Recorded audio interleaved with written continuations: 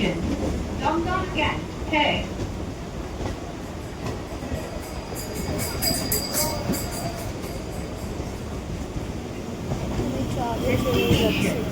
Madhyamgram next station Dumdum cantt.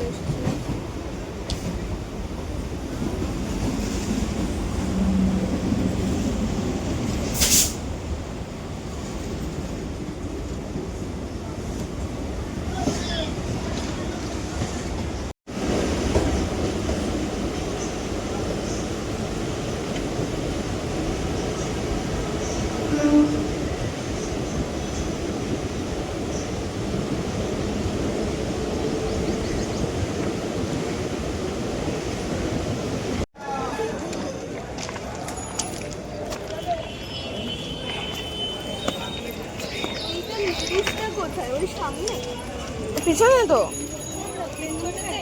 এই তো ওই খাম্বাটার ওখানে খুব একটা এই কোন দিক থেকে অটো ধরবো জনক কি জানো ওই কোথা থেকে অটো ধরবে রে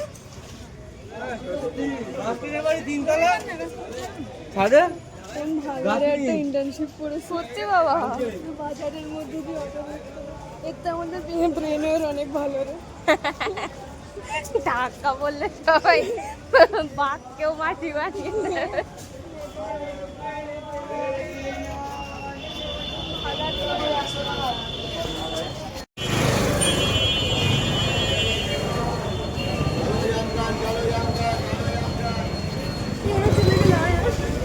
কি জানো এই বাবা লাইন তো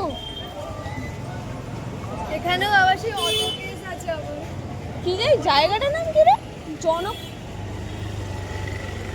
এ বাবা ওরা কোথায় গেল হাফিস হয়ে গেল তো এই তো এমনিতে এখানেই থাকে কপাল ও আচ্ছা এইসবের টোটোতে উঠলাম রাস্তা পাস্তা আর বেশি অটো চলে এটা বেলঘরিয়া থেকে নিয়ে যাচ্ছে আর বাড়ি নিয়ে যাবে 10 মিনিট তো লাগবে 10-15 মিনিট লাগবে 5 মিনিট লাগবে 5 মিনিট লাগবে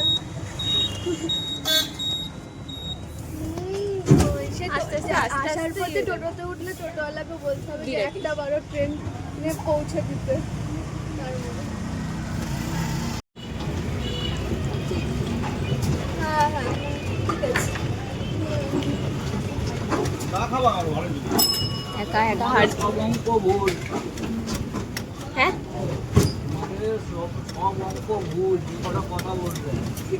কেন প্রথম এটা ছোট না এটা হলো আচ্ছা আচ্ছা দ্বিতীয়ত তোমরা এই গাড়িতে একজন উঠলেও যাই ভাড়া দুজন উঠলেও হ্যাঁ হ্যাঁ এটা আমাদের বলা হয়েছিল এটা তিনজন উঠলে অনেক কিছু হতে পারে এটা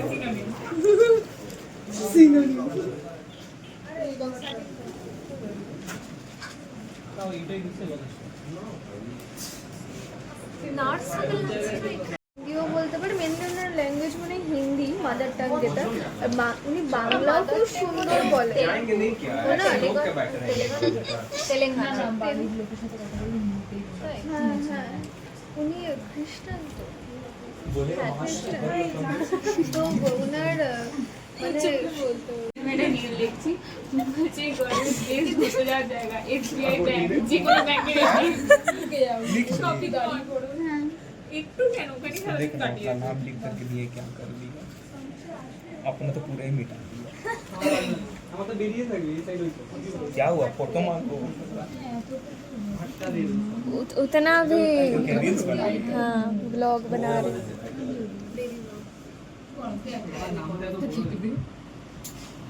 মানে হ্যাঁ এই বেরোলাম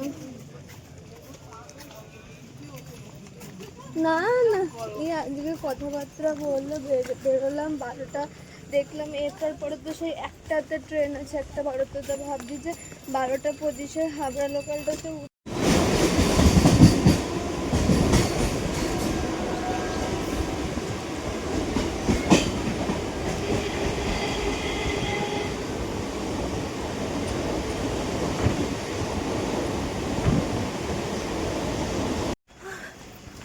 আমি মাত্র বাড়িতে আসলাম, চোখ মুখ দেখে বোঝা যাচ্ছে যদিও আমি এই যে মাত্র বাড়িতে আসলাম।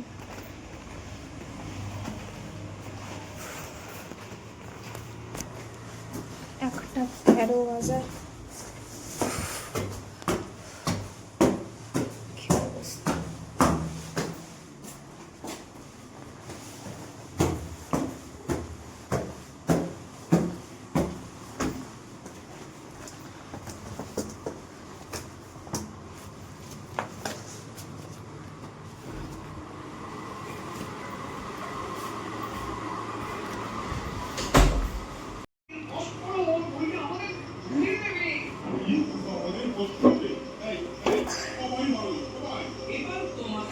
মা এটা সাজিয়েছে,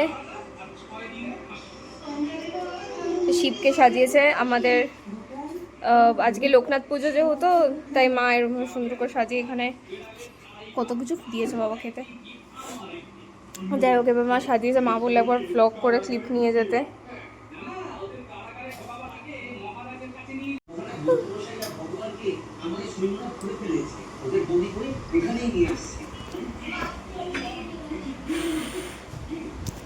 চোখ মুখের অবস্থা, এরকমটা রোজ যেতে হবে, কারণ একদিন কামাই করলাম আমাদের 1 মার্কস কাটবে।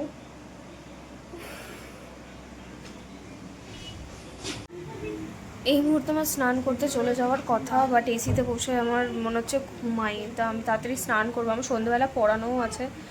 মা তখন এই প্রসাদটা দিল আমাকে, এর মধ্যে লিচু আছে, শশা আছে, আম আছে, আমিত্তি আছে, জাম আছে, বাস। আর এটা কি আমি ঠিক নামটা ভুলে যাচ্ছি, বাট এটা মনে হয় যত সম্ভব, জানি না, আমি ভুলে যাচ্ছি ঠিক, কিছু ধরা নাম আছে এটার, মানে পেটে আসছে মুখে আসছে। যাই হোক, এটা এখন খাবো, খাওয়ার পরে দেন স্নান করতেই হবে। মানে এই দিকটা না কেমন একটা প্রাণ পড়ছে, আঠা আঠা হয়ে গেছে পুরো মুখটা। এটা এখন খেয়ে নিই, তারপরে স্নানে যাবো। স্নান করে আসলাম।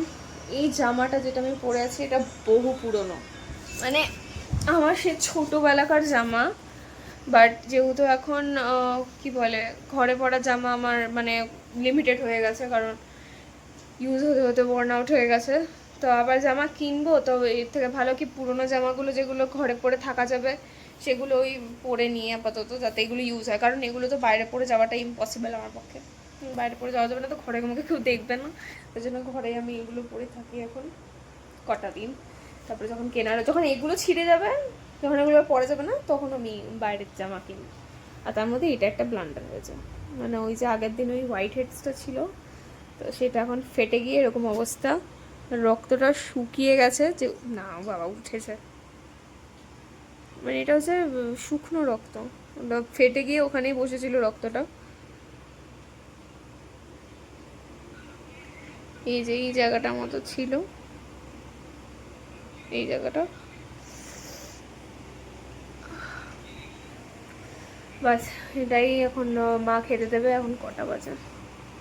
2:13 মতো বাজে। এখন মা তাড়াতাড়ি করে খেতে দেবে, খেয়ে আমি একটু ঘুমাবো। আমি 7টার সময় আমাকে বেরোতে হবে, কারণ 7:30 থেকে আমার পড়ানো আছে। বাস মুখে খালি ময়শ্চারাইজার লাগিয়েছি আমি, চুল টুলে ব্যাংকসগুলো আমাকে ক্লিপ লাগাতে হবে, তাহলে শান্তি পাবো আমি। 7:05 বাজে, না সরি 10 বাজে। এখন আমি বেরোচ্ছি পড়ানোর জন্য।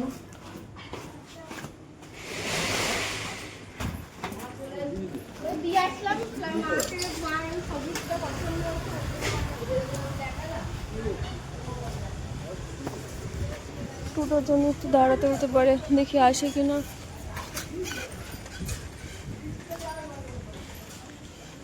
সাতটা 15 অবধি টোটোর জন্য দাঁড়াবো, তারপরে চলে যাবো। তারপরে হাঁটা লাগাবো ওখান থেকে।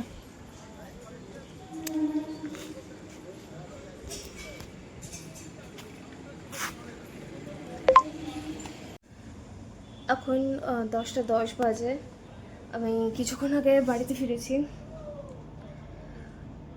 মোটামুটি ওই আধা ঘন্টা আগে হবে হয়তো। তো আমি ফ্রেশ ট্রেশ হচ্ছিলাম, ড্রেস চেঞ্জ করলাম। হ্যাঁ, আর এই ট্রেনটা যাচ্ছি না, অনেক কষ্ট করে তোলার চেষ্টা করেছি, বাট কিছুতেই ট্রেনটা যাচ্ছে না। আবার কালকে ইন্টার্নশিপ আছে, আমাকে যেতে হবে আবার। বেসিক্যালি ইন্টার্নশিপের ক্লিপগুলো আমি অ্যাড করে দেবো যে জায়গাটা কীরকম। মানে একটু গ্রাম্য সাইডে, চারিদিকে জমি আছে অনেক। তো আবার বেসিক্যালি আমাদের ইন্টার্নশিপের ঘটনাটা হচ্ছে যে একদিনও কামাই করা যাবে না, একদিনও না। যদি একদিনও কামাই করি তাহলে 1 মার্কস করে কাটা যাবে টোটালের মধ্যে থেকে। এবার বিষয়টা আমার যেটা ব্যক্তিগত অসুবিধা ছিল, যেটা হচ্ছে যে আমাদের সানডেতে অফ ছিল না, আমাদের টিউসডেতে অফ ছিল তার জায়গায়। তো এবার সানডেতে আমাকে ছুটি নিতেই হতো, যদি সানডেতে আমাকে যেতে হতো তো, কারণ সানডেতে আমার 1টা থেকে পড়ানো। তো সেটা আমি কোনোভাবেই কম্প্রোমাইজ করতে পারতাম না, এভরি উইকে সেটা করাটা পসিবল না আমার পক্ষে। ইভেন আমি যার কাছে পড়ানো কামাই করতামও, সে গার্জিয়ান আমাকে অ্যালাউ করতো না, এটা নর্মাল কথা। তো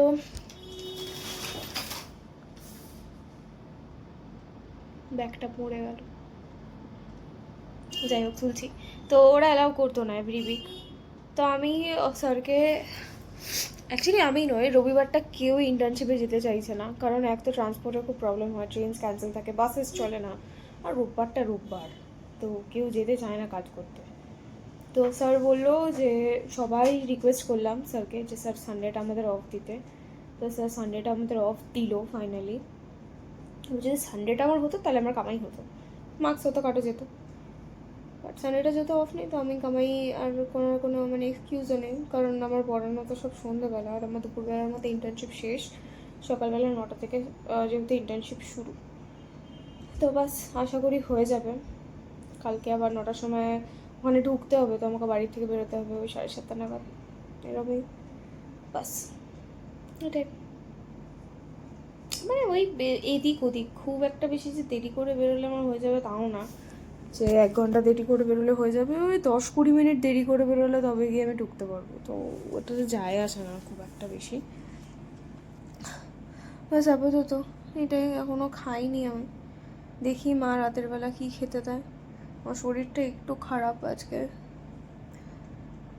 মেবি অম্বল টাইপের কিছু একটা হয়ে গেছে, কারণ ভাইয়ের জন্মদিন যেহেতু আগের দিন ছিল, তাই একটু ভাজাভুজি খাওয়া হয়েছিল, বাস ওটাতে অবস্থা খারাপ হয়ে গেছে। তার মধ্যে ঘুমও হচ্ছে না কদিন ধরে, জানি না কেন। বাস এটাই, আবার একটু বাদে কথা বলি।